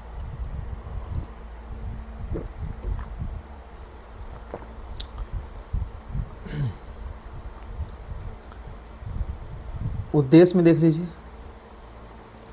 कि प्राकृतिक आपदाओं, फसल क्षति आदि से किसानों को बीमा सुरक्षा प्रदान करना। प्राकृतिक आपदाओं, फसल क्षति आदि से किसानों को बीमा सुरक्षा प्रदान करना। ठीक है? तो लाभार्थी इसके कौन है? पात्र किसान हैं। अब इसका कीवर्ड हम देख लेते हैं क्या है। क्रॉप इंश्योरेंस है, फसल बीमा है। क्या है? क्रॉप इंश्योरेंस, फसल बीमा। इसमें कभी कभी कुछ कन्फ्यूजन अलर्ट हो जाता है। क्या है? PM किसान, PM जो किसान है इनकम सपोर्ट के लिए है, और PMFBY जो है ना प्रधानमंत्री फसल बीमा योजना, वो क्रॉप इंश्योरेंस है। बिल्कुल क्लियरली इसको जानते रहिए, कन्फ्यूजन रखने की कोई ज़रूरत नहीं है। चलिए अगला। और जो PM कुसुम है, solar energy for agriculture. PM कुसुम किससे रिलेटेड है? Solar energy for agriculture. अब उसी पे हम आगे टॉपिक पे डिस्कस करने जा रहे हैं। कौन सा टॉपिक है? प्रधानमंत्री कुसुम, पीएम कुसुम योजना। इसको प्रारंभ किया गया 2019 में। इसको दोस्तों प्रारंभ किया गया 2019 में। अगर इसके मंत्रालय की हम बात करें दोस्तों कि कौन मंत्रालय इसको डील करता है, तो नवीन एवं नवीकरणीय ऊर्जा मंत्रालय MNRE नोट डाउन करिए फटाफट। तो अब इसके बाद इससे देखते हैं इसका उद्देश्य क्या है, ऑब्जेक्ट क्या है। इसका उद्देश्य क्या है? कृषि क्षेत्र में सौर ऊर्जा के उपयोग को बढ़ावा देना है। कृषि क्षेत्र में सौर ऊर्जा के उपयोग को बढ़ावा देना। अब इसके लाभार्थी कौन हैं? किसान एवं कृषि क्षेत्र से जुड़े हितधारक। किसान एवं कृषि क्षेत्र से जुड़े हितधारक इसके लाभार्थी हैं। प्रमुख क्षेत्र कौन कौन से इसमें डाले गए हैं, हम इस पर भी बातचीत कर लेते हैं। तो पहला आपका जो क्षेत्र है सोलर पंप्स है। क्या है? सोलर पंप्स है। दूसरा पॉइंट्स क्या गया है? डिसेंट्रलाइज सोलर पावर है। डिसेंट्रलाइज सोलर पावर है। तीसरा पॉइंट्स क्या दिया गया है? कृषि में, एग्रीकल्चर में रिन्यूएबल एनर्जी को बढ़ावा देना। ठीक है, ये इसका प्रमुख क्षेत्र है। अब इसमें लेटेस्ट अपडेट दैट मीन्स आंकड़ों पे बात कर लेते हैं जो गवर्नमेंट प्रोवाइड करती है। तो यहाँ पे जो आंकड़े दिए गए हैं 31 दिसंबर 2025 तक पीएम कुसुम से क्या है? कुसुम से देश में 21,77,369 किसानों को लाभ पहुंचने की सूचना मार्च 2026 में दी गई है। यानी मार्च 2026 तक ये गवर्नमेंट को सूचना दी गई है कि इस योजना के तहत 21,77,369 किसानों को लाभ मिल चुका है। ठीक है, अब ये डेटा कितना ऑथेंटिक है ये गवर्नमेंट ही बता सकती है, बट अगर पीआईबी के द्वारा दिया है तो डेटा पूरा 100% क्या है? ऑथेंटिक है। चलिए, तो लगभग क्लास हम लोग की अब धीरे धीरे हम लोग नज़दीक पहुंच रहे हैं। अब हम पहुंच गए हैं 14वें पॉइंट से, पॉइंट नंबर 14 है। ठीक है, उसके बाद कुछ पॉइंट्स और टॉपिक बचेंगे। लास्ट में कुछ रिवीजन स्ट्रेटजी बनाई गई है। पूरी क्लास को एक मास्टर रिवीजन प्लान बना दिया गया है जिसके माध्यम से आप आसानी से रिवाइज कर सकते हैं। ठीक है, अगर यहाँ तक आप बने हैं तो कुछ टाइम के लिए और बने रहिए, आपको सभी डाउट्स क्लियर हो जाएंगे इस टॉपिक से रिलेटेड। ठीक है,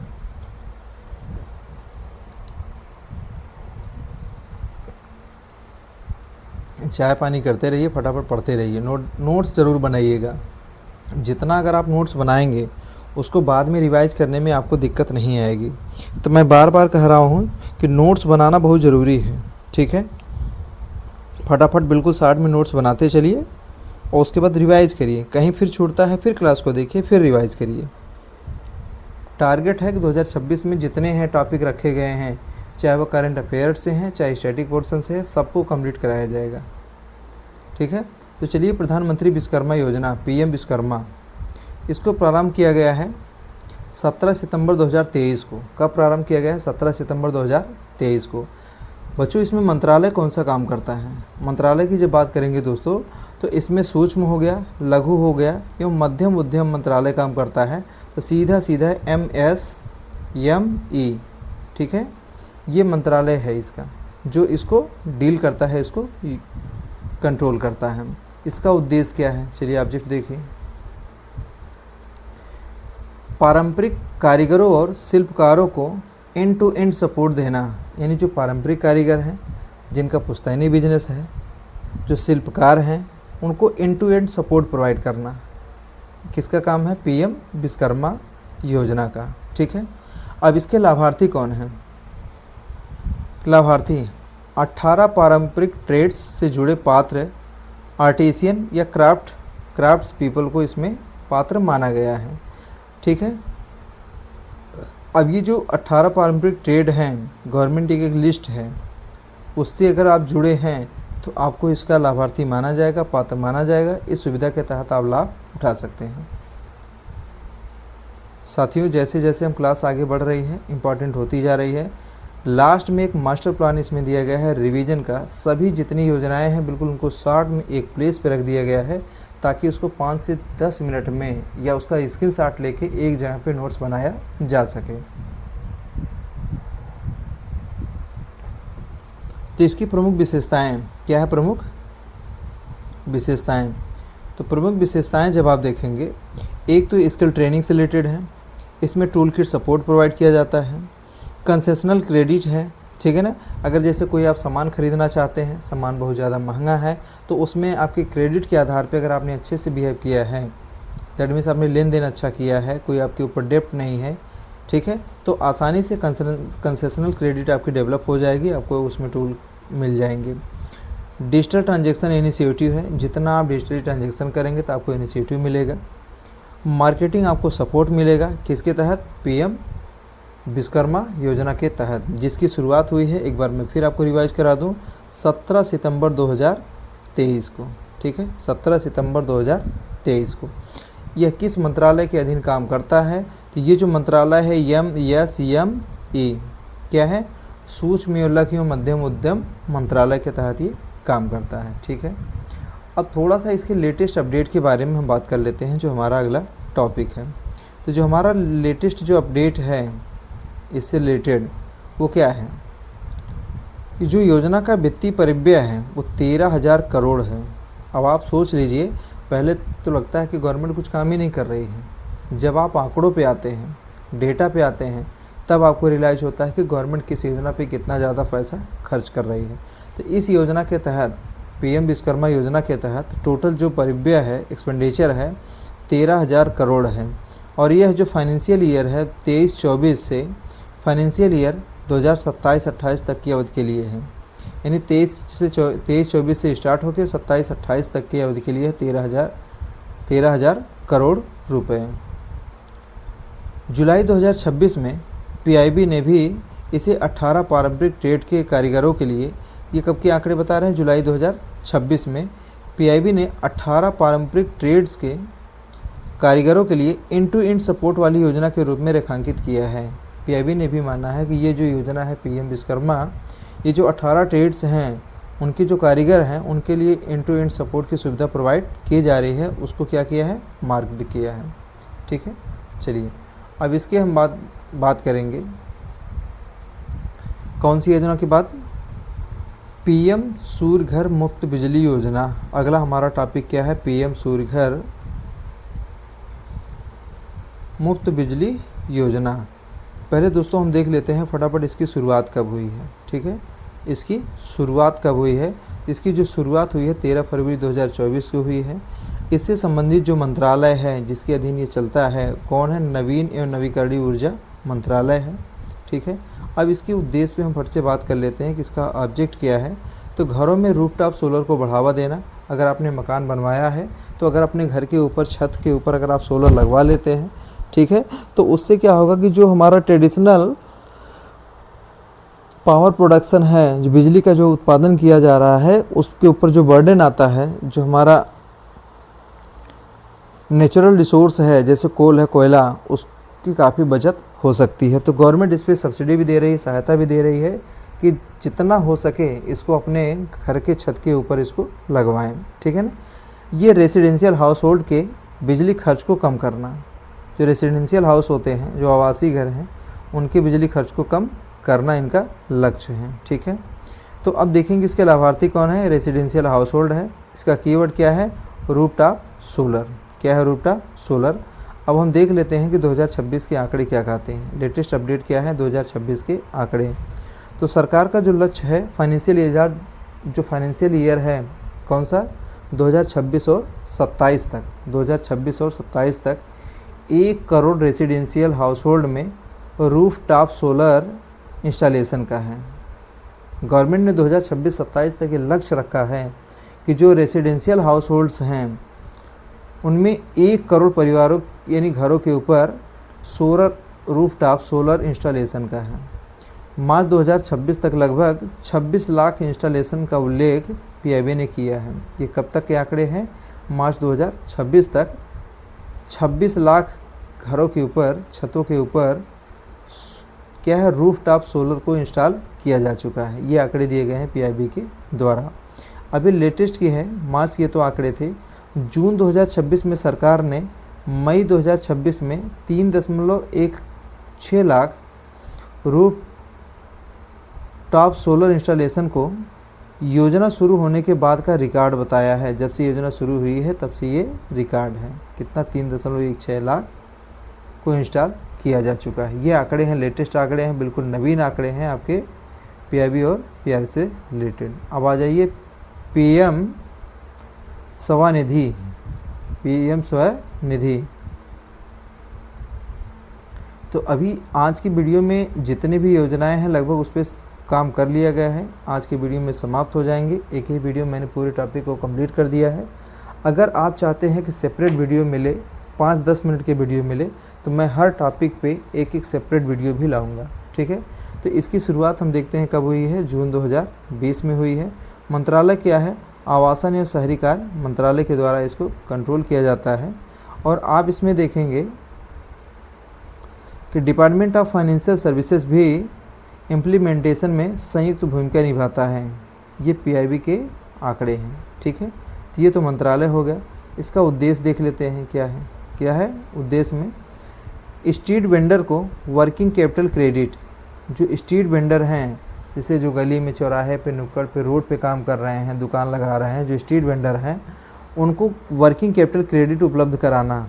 क्या है? वर्किंग कैपिटल क्रेडिट उपलब्ध कराना और फॉर्मेट फाइनेंशियल सिस्टम से जोड़ना, और जो फॉर्मल फाइनेंशियल सिस्टम होता है उससे उनको जोड़ना।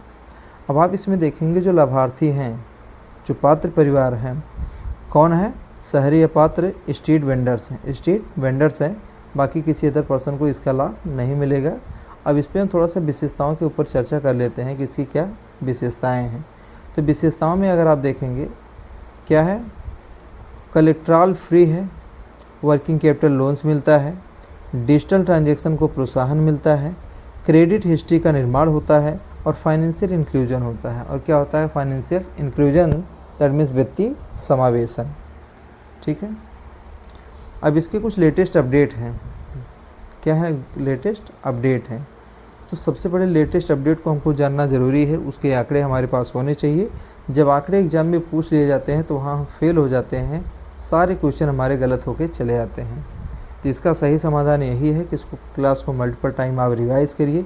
जितना आप इसको रिवाइज़ करेंगे उतना ही बेहतर होगा, ये टॉपिक आपका उतना ही तैयार होगा।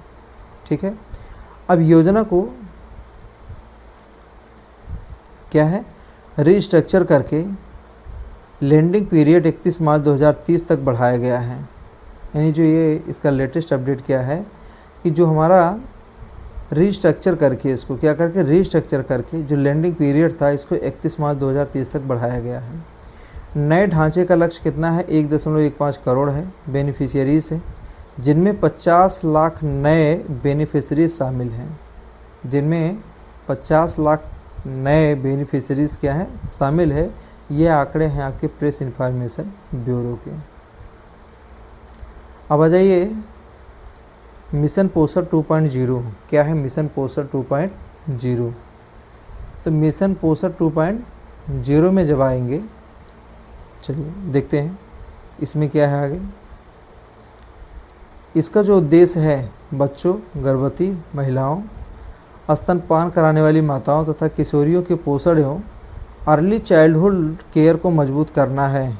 ठीक है, अब इसके लाभार्थी कौन है? पात्र कौन है? जब इसके पात्रों की श्रेणी आप देखेंगे तो इसमें बच्चे भी हैं, गर्भवती महिलाएं भी हैं, स्तनपान कराने वाली माताएं हैं और किशोरियां हैं जो इसके पात्र हैं। इसका जो प्रमुख संरचना है, जिसका मेन स्ट्रक्चर क्या है, इसके 3 प्रमुख है सब वर्टिकल्स हैं। कौन कौन से हैं? एक तो न्यूट्रिशन सपोर्ट्स है, अर्ली चाइल्डहुड एंड केयर क्या है? एजुकेशंस है, और आंगनवाड़ी इंफ्रास्ट्रक्चर है। ठीक है, ये भी आंकड़े आपके वही हैं।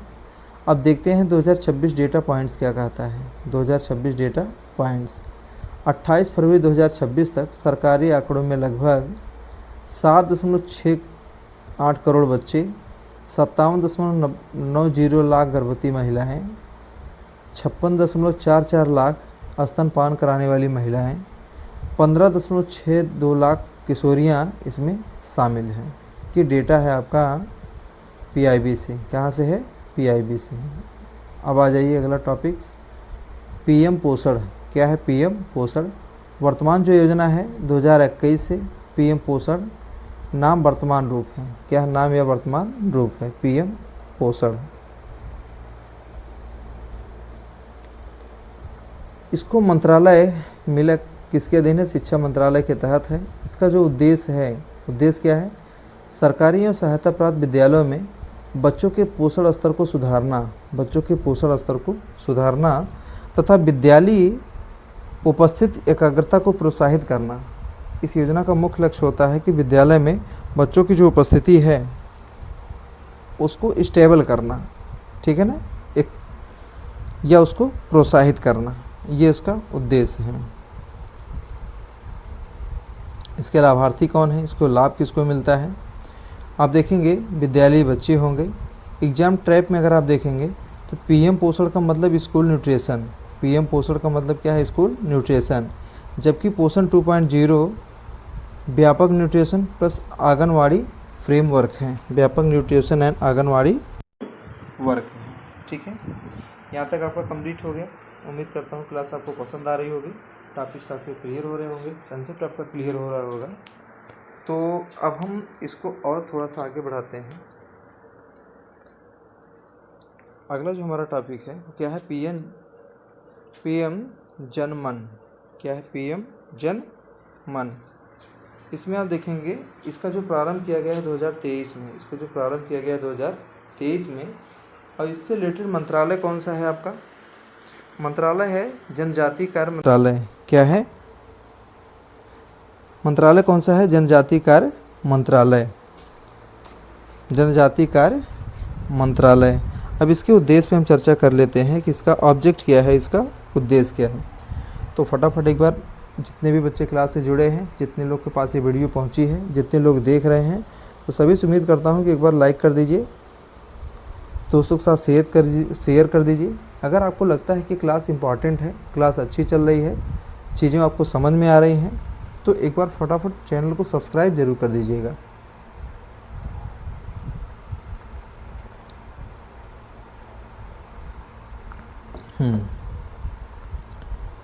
इसका ऑब्जेक्ट क्या है, उद्देश्य क्या है,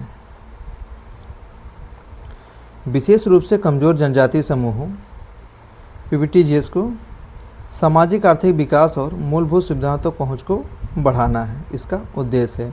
अब इसमें हम देखेंगे लाभार्थी कौन है, लाभार्थी कौन है। लाभार्थी की जब आप बात करेंगे, पार्टिकुलरली क्या है, वनरेबल ट्राइबल ग्रुप्स हैं, पीवीटीज ग्रुप्स हैं, ठीक है, जो जनजातियाँ हैं। अब राष्ट्रीय शिक्षा नीति, इस पर क्लास हमारी कंप्लीट हो चुकी है। मैंने राष्ट्रीय शिक्षा नीति को एक वीडियो में, लगभग 1.5 घंटे की वीडियो है, मैंने सभी टॉपिक्स को कंप्लीट कर दिया है, पूरे पॉइंट्स को कवर कर दिया है। उसको देखने के बाद बहुत सारे डाउट्स आपके क्लियर हो जाएंगे, कंसेप्ट भी आपका क्लियर हो जाएगा। तो शॉर्ट में ये भी सरकार की योजना है कि इस पर डिस्कस करना हमारा दायित्व बनता है। तो जो राष्ट्रीय शिक्षा नीति की शुरुआत हुई है 2020 में हुई है, कब हुई है, 2020 में। 1986 के बाद ये पहली हमारी शिक्षा नीति है, ये क्योंकि 1986 के बाद कोई भी शिक्षा नीति नहीं बनाई गई है। हम इतने दिनों तक पुराने ढर्रे पर ही काम करते हुए चले आए हैं। अब 2020 में नई न्यू एजुकेशन पॉलिसी का निर्माण किया गया है। अब उसके तहत ही बहुत सारी चीज़ों को मैनेज एंड कंट्रोल करने का प्रयास किया जाएगा, ठीक है। तो ये भी चीज़ें आप नोट डाउन कर लीजिए कि 21वीं सेंचुरी में, 21वीं शताब्दी में पहली शिक्षा नीति है, इससे पहले कोई भी शिक्षा नीति नहीं बनी है। मंत्रालय कौन सा है, शिक्षा मंत्रालय है। मंत्रालय कौन सा, शिक्षा मंत्रालय है। इसका जो उद्देश्य है, भारतीय शिक्षा व्यवस्था को अधिक holistic, flexible, multidisciplinary, skill oriented, learner centric बनाना है। इसका ऑब्जेक्ट है कि कौन सा, एनईपी 2020 का। सबसे जो महत्वपूर्ण है इस योजना के तहत, एनईपी के तहत, कि जो नया सर्कुलर स्ट्रक्चर आया है वो 5-3-3-4 का है। 53-34 इसको कह सकते हैं याद करने के लिए, 5-3-3-4 का। तो जो फाउंडेशनल टाइम है वो 5 वर्ष का है, जो प्रिपरेटरी एज है वो 3 वर्ष का है, जो मिडिल एज है वो 3 वर्ष का है, और सेकेंडरी जो है वो कितने का है, 4 वर्ष का है। तो इससे रिलेटेड क्वेश्चन पूछे जाते हैं, आपको पढ़ के जाने की ज़रूरत है। तो यह संरचना 3 से 18 वर्ष की आयु को कवर करती है। कहाँ से, 3 से 18 वर्ष के आयु के जो बच्चे हैं उनको ये योजना कवर करती है, ठीक है। चलिए देखते हैं और क्या है। अब मैंने बार बार कहा कि लास्ट में एक मास्टर रिवीजन आपको प्लान मिलेगा। मास्टर रिवीजन प्लान के तहत वो एक टेबल के तहत पूरे क्लास को एक समराइज़ कर दिया गया है, एक में बना दिया गया है। आप चाहें तो इसको 5 मिनट में या 2 मिनट में आसानी से रिवाइज कर सकते हैं इस पूरी क्लास को। तो एक बार क्लास को हम देख लेते हैं कि इस मास्टर रिवीजन टेबल में क्या चीज़ें दी गई हैं। ठीक है, तो आप उसमें देखेंगे स्थापना का वर्ष है, उसका ऑब्जेक्ट है, इन जो अभी हमने ऊपर पॉइंट्स में डिस्कस किया है उसी पॉइंट्स को यहाँ पे समराइज़ करके एक स्थान पे रख दिया गया है। ठीक है, तो आपकी सुविधा को ध्यान में रखते हुए सभी चीज़ों को यहाँ पे ऑर्गेनाइज एंड सिस्टमेटिक वे में बना कर दिया जा रहा है ताकि आपकी तैयारी बेहतरीन हो सके। तो चलिए हम स्टार्ट करते हैं थोड़ा सा अपनी क्लास को। 1 मिनट, हाँ ठीक। क्लास हमारी चल रही है, कंटिन्यू चल रही है। तो अगर चैनल पे आप बने हुए हैं तो फटाफट एक बार लाइक कर दीजिए, चैनल को सब्सक्राइब कर दीजिए, दोस्तों के साथ शेयर ज़रूर कर दीजिए। ठीक है, तो ये जो मुख्य रिवीजन टेबल है आपका, ठीक है, मुख्य रिवीजन टेबल, तो इसमें पहले क्या दिया गया है, योजना दी गई है, उसका वर्ष दिया गया है, मुख्य विषय दिया गया है, मंत्रालय या क्षेत्र दिया गया है। तो जनधन योजना 2014 किससे रिलेटेड है, आपके बैंकिंग से है, और इसका मंत्रालय क्या है, फाइनेंस है। चलिए अगले वर्ष पे आ जाइए। अब आप देखेंगे कि जितनी योजनाएं हमने पढ़ा है उसको एक प्लेस पे क्या कर दिया गया है, कंसाइज कर दिया गया है। तो स्वच्छ भारत अभियान 2014 में शुरुआत हुई है, उसका मुख्य विषय क्या है, सैनिटेशन है, संबंधित केंद्रीय मंत्रालय है, संबंधित केंद्रीय मंत्रालय है। बेटी बचाओ बेटी पढ़ाओ 2015 में इसकी शुरुआत हुई है, गर्ल चाइल्ड को सेव किया गया है, उनको बढ़ावा दिया गया है। WCD या हेल्थ प्लस एजुकेशन मंत्रालय इसको डील करता है, 3 मंत्रालय इस पर काम करते हैं। PM क्या है, प्रधानमंत्री आवास योजना अर्बन का 2015 में शुरुआत हुई है, हाउसिंग से रिलेटेड है। और ये क्या है, MOHUA, ठीक है, ये इसका मंत्रालय है या इसका क्षेत्र है। मुद्रा योजना 2015 में माइक्रो क्रेडिट है मुख्य विषय, और ये किससे रिलेटेड है, आपके फाइनेंस से है। डिजिटल इंडिया की जो शुरुआत हुई है 2015 में हुई है, इसका मेन पर्पज़ क्या है, उद्देश्य क्या है, विषय क्या है, डिजिटल गवर्नेंस है। और मिट वाई है, क्या है, मिट वाई इससे रिलेटेड क्षेत्र है। ठीक है, और आप देखेंगे पूरी योजनाओं को एक मास्टर क्लास में रिवाइज करने के लिए आपको दे दिया जा रहा है। तो स्किल इंडिया की शुरुआत 2015 में स्किल से रिलेटेड है, स्किल डेवलपमेंट को बढ़ावा दिया जाता है। उज्ज्वला योजना की 2016 में शुरुआत होती है, LPG उसमें प्रोवाइड किया जाता है, पेट्रोलियम मंत्रालय उसको डील करता है। तो ये क्या है, प्रधानमंत्री फसल बीमा योजना 2016 में इसकी शुरुआत होती है, क्रॉप इंश्योरेंस है, फसल का बीमा है, और एग्रीकल्चर डिपार्टमेंट के द्वारा उसको कंट्रोल किया जाता है। ठीक, उसके बाद क्या है, आयुष्मान भारत 2018 हेल्थ से रिलेटेड है, और हेल्थ डिपार्टमेंट उसको ऑपरेट करता है। ठीक है ना। PM किसान 2019 में शुरू किया गया, फार्मर इनकम को सपोर्ट करता है, एग्रीकल्चर को भी बढ़ावा मिलता है। जल जीवन मिशन में आप देखेंगे 2019 में शुरुआत, रूरल टैप वाटर या जल शक्ति के अंतर्गत इसको मॉडरेट किया गया है। अगले कुछ पॉइंट्स और भी हैं, इन योजनाओं से रिलेटेड हैं, पूरा हम इसको कवर कर लेते हैं। PM कुसुम योजना है, 2019 में इसकी शुरुआत हुई है, क्या है, 2019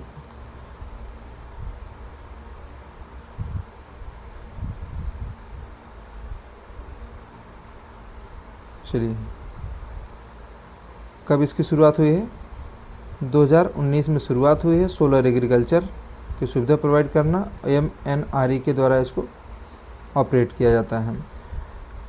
PM स्वनिधि है 2020 में, स्ट्रीट वेंडर को प्रोवाइड किया जाता है, MOHUA मंत्रालय इसको डील करता है। ठीक है, अब ये जो शॉर्ट में दिए गए हैं इसको अगर आप चाहें तो क्लास को बैक में जाके रिवाइज करके फिर से आप चेक कर सकते हैं। ठीक है, NEP 2020 एजुकेशन पॉलिसी और एजुकेशन से रिलेटेड है, एजुकेशन डिपार्टमेंट के द्वारा इसको डील किया जाता है। PM पोषण स्कूल न्यूट्रिशन शुरुआत होती है 2021 में, और एजुकेशन डिपार्टमेंट के द्वारा इसको ऑपरेट किया जाता है दोस्तों। तो PM जनमंच की शुरुआत 2023 में होती है तो साथियों। अब PBTGS यानी जो जनजातियाँ हैं उनके लिए ट्राइबल अफेयर्स के द्वारा इसको ऑपरेट किया जाता है।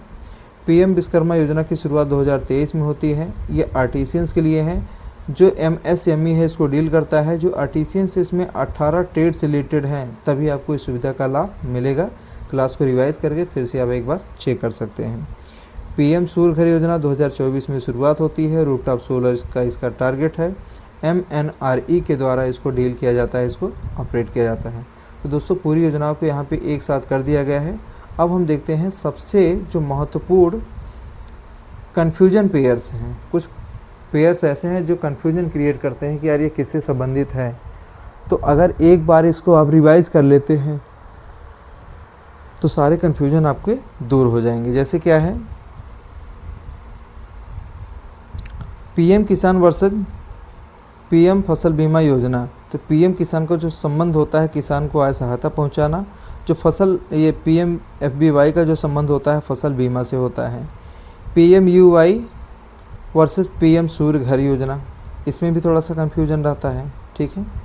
तो PMUI का जो संबंध है प्रधानमंत्री उज्ज्वला योजना का, वो LPG से है। और सूर्य घर जो योजना है रूफटॉप सोलर से रिलेटेड है, ठीक है। प्रधानमंत्री आवास योजना ग्रामीण और प्रधानमंत्री आवास योजना, ये जो लिखा है ये अर्बन के लिए, ये ग्रामीण के लिए, यानी ग्रामीण और अर्बन, ठीक है। उसके बाद आप देखेंगे PM विश्वकर्मा वर्सेस मुद्रा। तो PM विश्वकर्मा के अंतर्गत क्या है, 18 ट्रेड आपके दिए गए हैं, या कोई आर्टिसियन पर्सन है तब उसको लाभ मिलेगा। मुद्रा के तहत क्या किया जाता है, जो MSME हैं उसके तहत आपको बेनिफिट्स दिया जाता है। और JJM जल जीवन मिशन और स्वच्छ भारत। तो जल जीवन मिशन का मतलब क्या है, टैप वाटर है। और स्वच्छ भारत अभियान का मतलब क्या है, सैनिटेशन है, ठीक है। तो कन्फ्यूजन नहीं रखना है, कन्फ्यूजन नहीं पालना है। जो जहाँ तक संभव हो सकेगा पूरा 1 नंबर की क्लास आपको देने का प्रयास करूँगा, ठीक है। PM पोषण वर्सेस पोषण 2.0। तो जो PM पोषण है वो स्कूल चिल्ड्रन न्यूट्रिशन से रिलेटेड है। और जो पोषण 2.0 क्या है, उसमें सभी को होलिस्टिक कर दिया गया है, चाहे वो आंगनवाड़ी में बच्ची हों, चाहे न्यूट्रिशन है या ECCE है, ठीक है। इसको इन्वॉल्व किया गया है। अब आप देखेंगे प्रधानमंत्री जन आरोग्य योजना में या प्रधानमंत्री JJBY में, तो ये जो PMJAY है ये हेल्थ इंश्योरेंस प्रोवाइड करता है। और ये क्या है, आपको लाइफ इंश्योरेंस प्रोवाइड करता है। लास्ट में एक आपके लिए संदेश है कि जो आपका TGT-PST 2026 है एनालिसिस है, किन योजनाओं को पहले पढ़ें। ये बहुत ही मोस्ट इम्पॉर्टेंट टॉपिक्स है। तो किन योजनाओं को पढ़ने का मतलब क्या है कि बहुत सारी चीज़ें ऐसी हैं जिनको पहले पढ़ना है, कुछ चीज़ों को बाद में पढ़ना है। तो ये है मस्ट डू, इनको ज़रूर से आपको करना है। कौन कौन से, PM किसान है, JJM है, PMJY है, आयुष्मान भारत है, PMUY है। ये जितने भी यहाँ पे पॉइंट्स दिए गए हैं तो सबसे पहले इनको करके ही जाना है, मल्टीपल टाइम आपको रिवाइज करना है, ठीक है। तो क्लास आपको समझ में आ रही है, नहीं आ रही है, कमेंट बॉक्स में आप ज़रूर बताइएगा, ठीक है। ये पहला पॉइंट्स हो गया हमारा मस्ट डू, आपको करना है। दूसरा पॉइंट्स क्या है, प्रायोरिटी 2 पे है, महत्वपूर्ण, कुछ महत्वपूर्ण है, जैसे PMJDY मुद्रा हो गया, PMFBY है, PM कुसुम हो गया, डिजिटल इंडिया हो गया, स्किल इंडिया हो गया। इनको भी क्या करना है, बहुत महत्वपूर्ण है, इनको भी देख के आपको जाना है, ठीक है।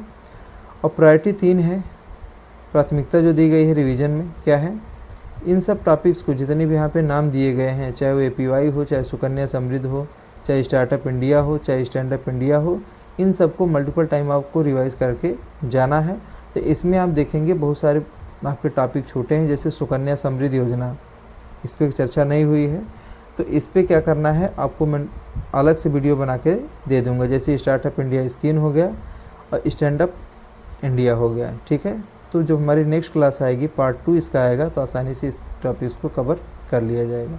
तो अंतिम परीक्षा रणनीति क्या है, कैसे इन योजनाओं को पढ़ना है।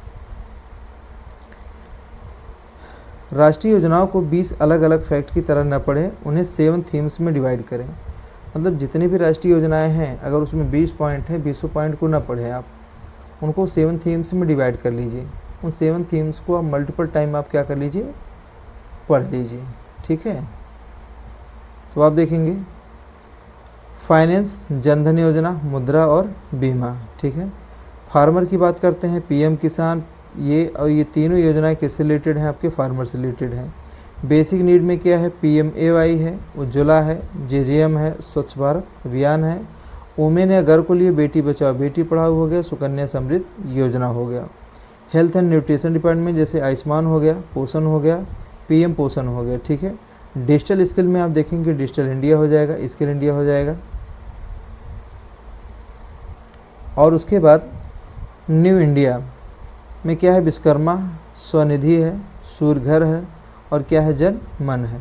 तो पूरे 20 पॉइंट्स को, 20 टॉपिक को 20 तरीके से न पढ़ के उनको कैटेगराइज कर लीजिए कि फार्मर से रिलेटेड हैं तो ये योजनाएं चल रही हैं, बेसिक नीड से रिलेटेड ये योजनाएं हैं, वुमेन से रिलेटेड 2 योजनाएं दी हैं, हेल्थ एंड न्यूट्रिशन से लेकर इतनी हैं, अगर डिजिटल या स्किल्स के लेकर इतनी योजनाएं हैं, या न्यू स्किल इंडिया पे आप बात करेंगे तो उसमें क्या है, इतनी योजना को सम्मिलित किया गया है, तो आसानी से आपका कवर हो जाएगा, ठीक है।